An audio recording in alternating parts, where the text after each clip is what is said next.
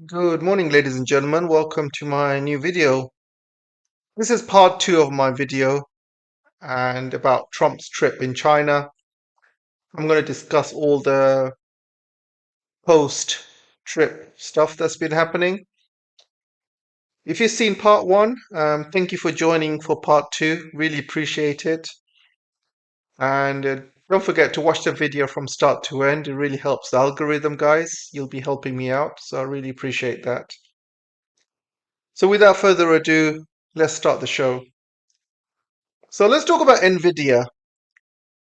So Jensen, um, last minute, he was added to the plane. He wasn't in the original list. So I think what happened was press noticed that he wasn't on the original list. So it was all over the newspapers, Washington Post, saying NVIDIA boss was banned from the trip. So Trump noticed that and immediately called Jensen to join him in Air Force One. And Jensen was actually not in the United States. And so they made a plan that Jensen would fly to Alaska because before they go to China, they have to stop at Alaska. So Jensen basically flew to Alaska, and also Trump flew to Alaska, and they picked him up there in Alaska. And then from there, they went to China. And Jensen he goes to China a lot regularly, and there's pictures of him eating Chinese noodles, and he really enjoys his time when he goes to China. He really loves it there. He spends a lot of time in China. So they went, obviously. So the history is, guys, NVIDIA, you know, is not allowed to sell to China the latest chip. I believe it's called the Blackwell chip. And the H200 was produced by NVIDIA for the Chinese market. And then suddenly the H200 was banned to be used in the Chinese market. And then Trump obviously came, then Trump came up and he banned the lower versions of H200 to be sold in China as well. Because when Trump came in the second term, he thought China was really struggling and they had no chips. He thought he had cards with the NVIDIA chips, and he would just sanction China, and they would capitulate and they would give up. But it wasn't the case because he's forgotten about Huawei. In his first term, he sanctioned Huawei so badly, that Huawei had to build all of its components in China.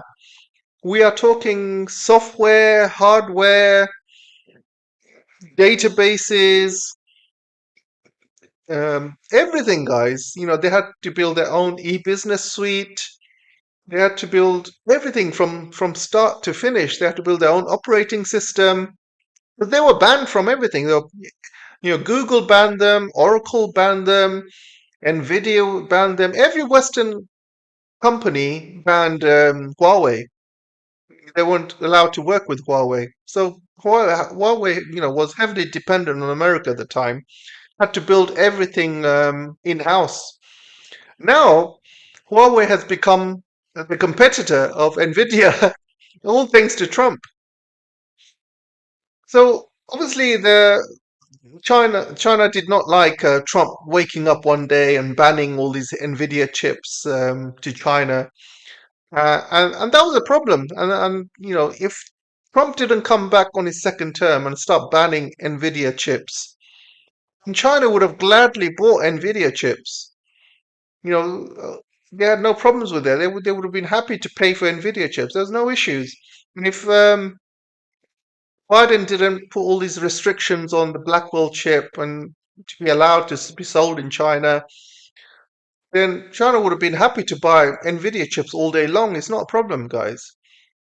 But the fact is, they've been placing all these sanctions and tariffs on China and banning the top-end NVIDIA chip, and they've been banning their second big best one, the H200, from China, and the third and the fourth. And China had enough of it. You know, those of you who know China very well, they love stability. They want stability in a relationship with a country. They don't want a leader who wakes up one day, decides to put 145% tariffs on China, ban Nvidia chips, wake up the next day and realize it's a mistake, then starts to negotiate himself out of it. This is the kind of business dealings you don't want to be dealing with. I'm sure a lot of you guys have businesses. What do you do with a difficult customer? You just get rid of them because it's just not worth the hassle. It's just not worth the headache. And yeah, this is why, guys. I mean, end of the day, China has two choices. They can pay NVIDIA and allow NVIDIA to grow and develop and put all of that money into research and development and allow NVIDIA to release more high-end chips and become better and better. Or China can use that money, develop their own industry, put that money into Huawei making chips, subsidize companies that use the Huawei chips, even though it's not as good as the Nvidia one. So, but still, it's the first iteration, and over time it will get better because as Huawei sells more and more of these, you know, chips that they've produced, that money will go into Huawei development, and they will come out with better versions. They will come out with an improved version every few months. So it's much better to kind of put that money into your own development and put that money into China and build Chinese startups and put that money into Huawei, and they will build better and better chips. And over time, they will beat NVIDIA. And that's the thing. And America has sanctioned the world so badly that nobody trusts them anymore. And Nvidia chips not only are not allowed to be sold in China, they're also not allowed to be sold in countries like Russia, Iran, all these highly sanctioned countries. They cannot buy American chips, and also global South countries, they cannot buy American chips, especially global South countries that don't align with America, and so they're not even allowed to buy the high-end chips from Nvidia. So when China develops its own high-end chips, they can sell to these global South countries for a far cheaper price, and they can afford it. They can build their own industries. They can sell to countries who are heavily sanctioned, illegal sanctions, by the way. These are not legal sanctions. These are all illegal. All the sanctions on Iran, or all the sanctions on Russia, they're all illegal, guys, because it didn't come from the UN. UN didn't ratify it. And so if China builds its own industry, they can start selling chips to all these global South countries, all these sanctioned countries. They can start selling equipment so they can build their own, manufacturing their own chip industry and build their own manufacturing. It's great for the global South, and this is how the global South will catch up with the West. And America hates it, and Nvidia hates it. Nvidia is such a big bubble, guys. It's a huge bubble, and it deserves to be crashing. And I think today I saw the Nvidia price went down because they couldn't manage to sell Nvidia chips to China, and the share price went down. So there's stories about how Trump basically bought Nvidia chips back in last year when he came into power, when he came into office. He bought Nvidia chips, and this was after he banned Nvidia chips from reaching China. And he bought all these shares, and then what happened was he allowed Nvidia to sell H200 to China, and the share prices for Nvidia went up. And Trump made a lot of money, his family made a lot of money, his friends made a lot of money from that, insider tip. And also, he made a deal with NVIDIA as well. He said that for every chip that he sold to China, he wants a cut from it. So if one chip gets sold to China, Donald Trump wants a 25% cut or something along those lines. Not exactly the 25%, could be 20%, but you get the idea. He basically wants a cut. And and so he allowed those chips to be sent to China.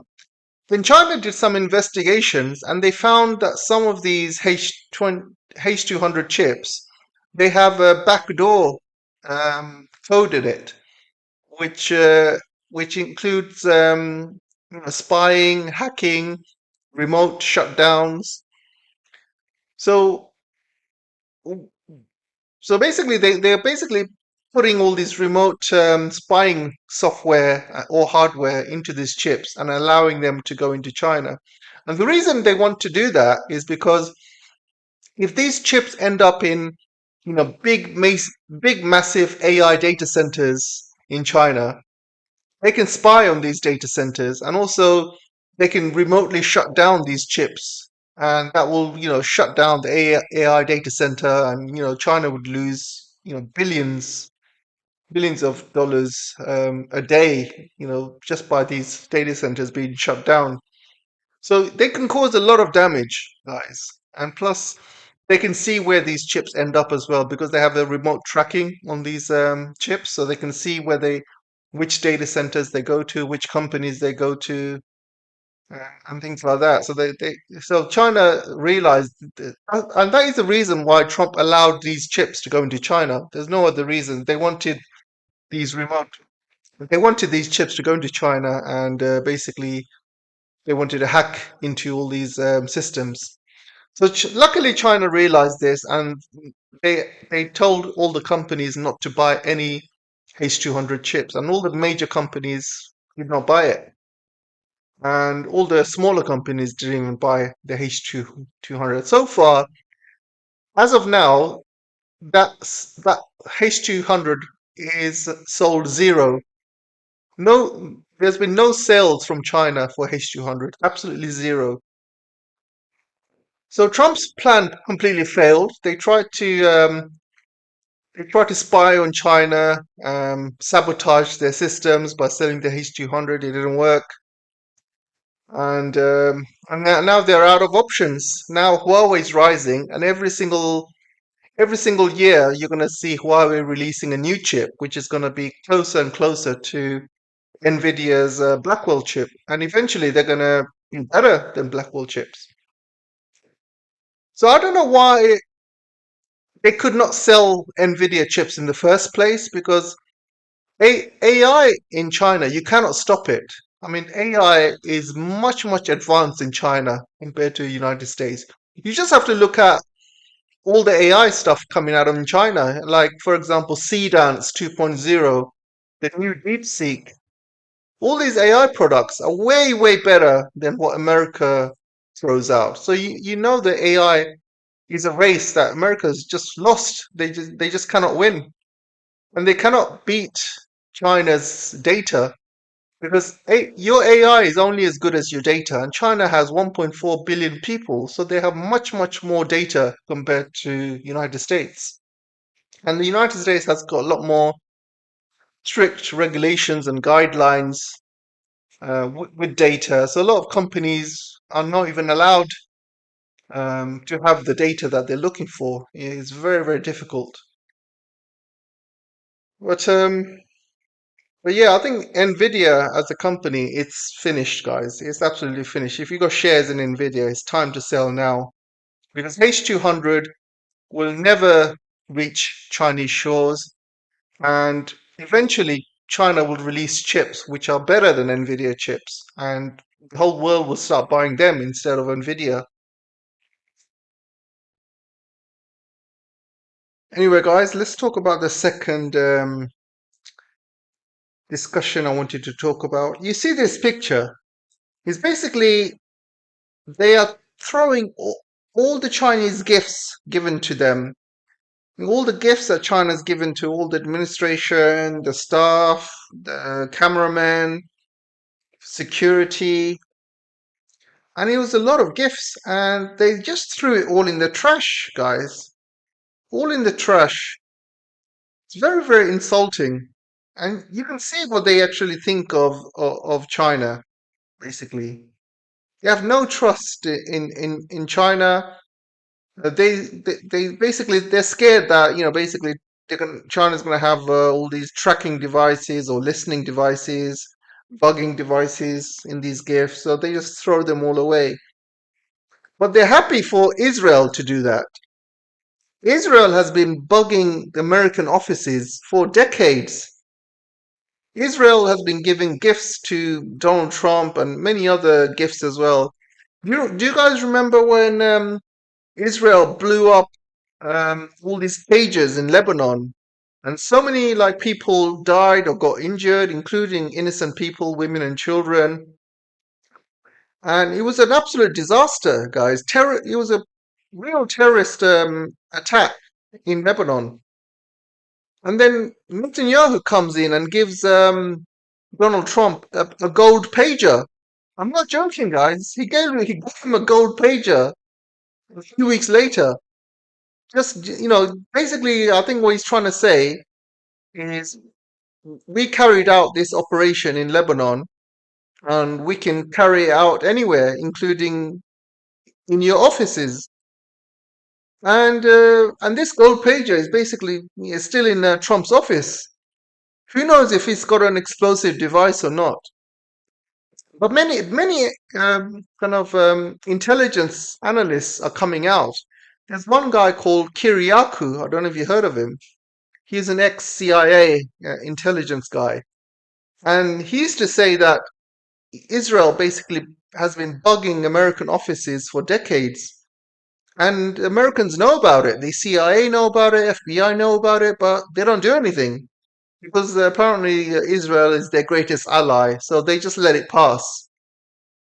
But any other country like China, oh, spying, spying.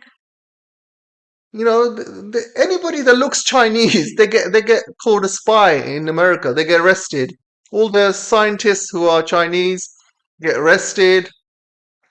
You know, any Chinese hanging around Congress, they get arrested. Same in Britain, by the way. You know, but Israel is allowed to basically do whatever the hell they want. They can take over all of Congress. 98% of Congress is owned by Israel, by APAC. So they can do whatever they want in America, but any other country, oh, it's spying, spying. Absolutely ridiculous, guys. Absolutely ridiculous. So finally, let's talk about Iran. So Trump said recently in an interview the reason he attacked Iran was to help Israel, Qatar, UAE, Saudi Arabia, Kuwait, and Bahrain. This is a lie because it's very common knowledge that he and Israel attacked Iran without telling Saudi Arabia or UAE. And UAE, Saudi Arabia, Bahrain, these countries were not prepared for a war with Iran. So when Iran attacked Saudi Arabia and UAE and Kuwait because their bases was being used, their airspace was being used, and they got attacked. And Trump is on record to say he was shocked. He was saying, "Oh, nobody expected Iran to attack these Gulf countries. Nobody. We didn't let them know about Iran. Even the Gulf countries decided Trump didn't let them know about the war. It was all done by Israel and the United States, guys. So he's doing it to help Israel. He's not doing it to help any of the Gulf countries. No Gulf countries would have said, yes, let's attack Iran.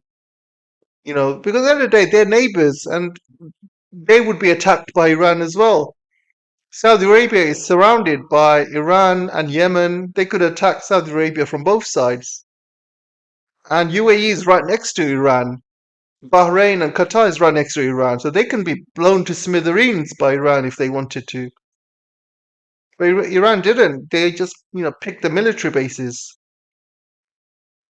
So it's all there to help Israel, guys. And if the Gulf countries and Iran fought each other, if they started a regional war, Israel would just step back and just smile because that means Israel has won. They're just letting the Muslims kill each other. This is what Israel wants for their Greater Israel projects. Let the Muslims kill each other, blow each other up, and then Israel will just quietly, take over the rest of the Middle East and turn it into Greater Israel. That's what they want, guys. It's not to help the GCC at all. And Trump recently also said that Iran sent United States a proposal. Trump apparently read the first line, he didn't like it, and he threw in the bin. And that's his attitude with Iran at the moment. And it sounds like he went to China to basically get some sort of agreement from China that, you know, basically they won't help Iran. I think that was probably discussed behind the scenes, probably. I think when Trump was walking with Xi, maybe he mentioned it. He says, then you guarantee you will not help Iran, not give them weapons. I don't think China would have guaranteed Trump anything. I don't think Trump, China would have said, "Yeah, we'll help you destroy our ally." No, no, they will never say that. I think in front of Trump, they'll probably, it's just Chinese diplomacy. In front of Trump, they'll probably say, you know, we cannot confirm or deny, but don't worry, we want nuclear-free region. But when they say nuclear-free region, they mean including Iran as well, and Israel as well, because Israel has secret nuclear weapons. So, China wants a nuclear-free region for all of Middle East, not just for Iran. And also, they also, clarified that they support Iran's sovereignty. And the Strait of Hormuz covers Iran's sovereignty because the Strait of Hormuz is actually part of Iranian borders. The sea, the law of the sea, the law of the sea says that you you as a country you can claim up to like 20-25 miles from your border, from your coast.